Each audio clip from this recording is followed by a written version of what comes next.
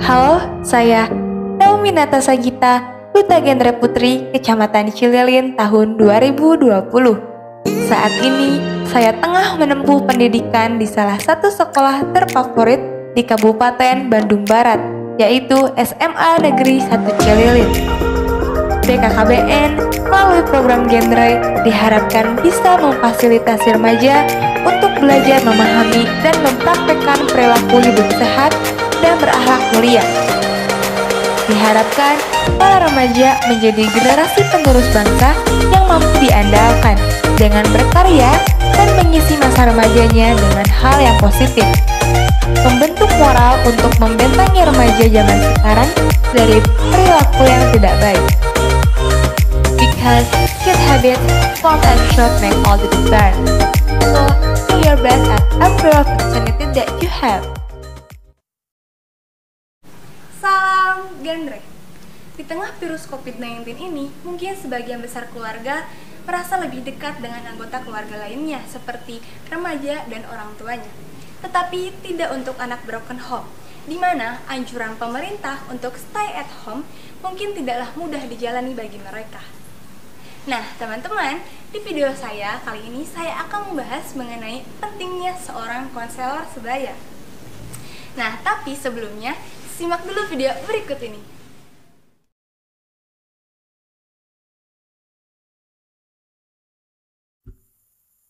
Pandemi yang menjadi sebuah alasan kuat dunia untuk melakukan work from home dijadikan jembatan untuk mendekatkan diri antara anak dan orang tua.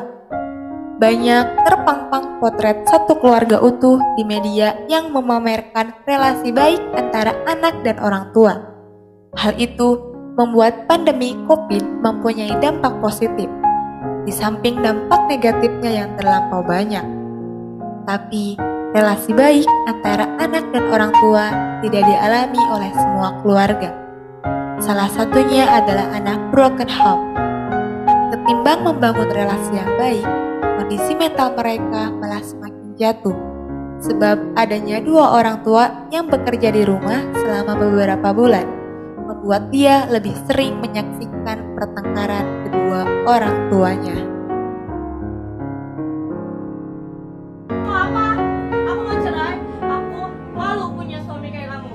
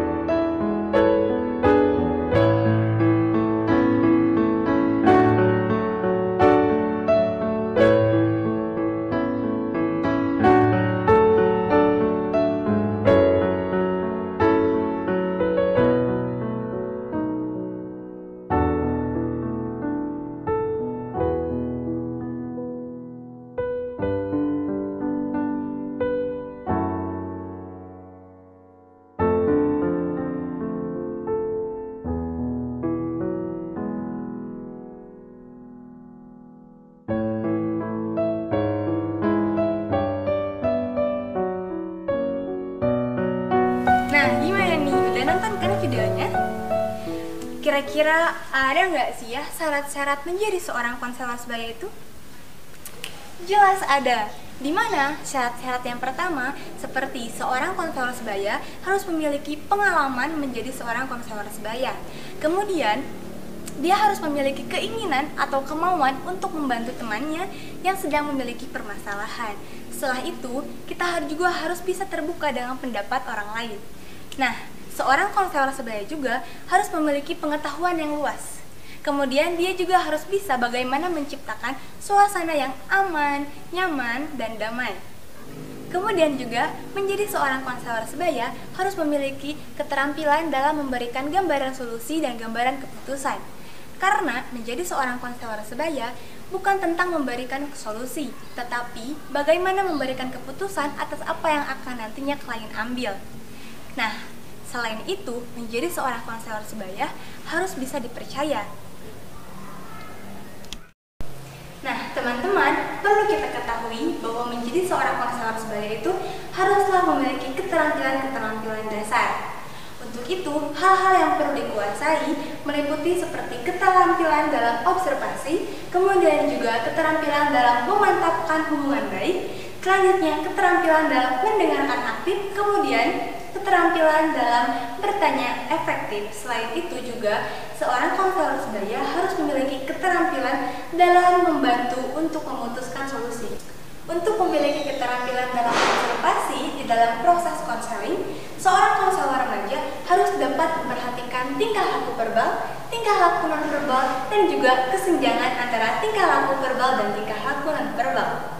Nah, seperti contoh tingkah laku verbal itu seperti semua suara-suara yang bermakna yang dikeluarkan oleh konselor maupun oleh klien. Sedangkan contoh dari tingkah laku nonverbal seperti bahasa tubuh, gerak-gerik tubuh, ataupun mimik wajah dan intonasi nada dalam pengucapannya. Kemudian juga untuk kesenjangan itu adalah seperti ketidaksesuaian antara perilaku verbal dan perilaku nonverbal. Keterampilan dasar berikutnya adalah pemantapan dalam hubungan baik. Nah, ini meliputi seperti yang pertama adalah menerima klien dengan apa adanya. Kemudian berikanlah salam dan perkenalkanlah diri kita. Lalu kita harus bisa membuat suasana yang nyaman, aman, tentram, dan damai. Selain itu, kita juga harus bisa menjaga kerjasama yang baik dengan klien. Dan yang terakhir adalah berikan saran positif atau seperti pujian dan dukungan. Karena perlu kita ketahui bahwa pujian dan dukungan sangat penting diberikan kepada klien. Untuk apa? Supaya agar dia bisa leluasa, agar bisa terbuka menceritakan tentang permasalahan-permasalahan yang dihadapinya. Kemudian keterampilan mendengarkan aktif. Seringkali kita mendengarkan, tetapi tidak benar-benar mendengarkan dengan serius. Nah, menjadi seorang konselor sebaya, kita harus memiliki keterampilan dalam mendengarkan aktif. Kita harus menjadi seorang pendengar yang baik untuk mereka. Keterampilan yang selanjutnya adalah keterampilan dalam bertanya efektif. Nah, pertanyaan-pertanyaan yang meliputi keterampilan efektif ini seperti pertanyaan tertutup, pertanyaan terbuka, pertanyaan mendalam, dan pertanyaan mengarahkan. Dan yang terakhir adalah keterampilan dalam membantu memberikan sebuah solusi dan keputusan. Air mata adalah satu-satunya cara bagaimana mata berbicara. Ketika bibir tak mampu menjelaskan apa yang telah membuat perasaanmu terluka. Broken home bukanlah akhir dari segalanya. Terus semangat, teruslah berjuang, dan jangan pantang menyerah. Wujudkanlah kembali mimpi-mimpi kalian, karena hanya kalian sendiri yang dapat mewujudkannya. Tak ada satupun orang yang mampu mewujudkan selain kalian. Yakinlah bahwa mimpi-mimpi kalian akan terwujud. Teman-teman, marilah kita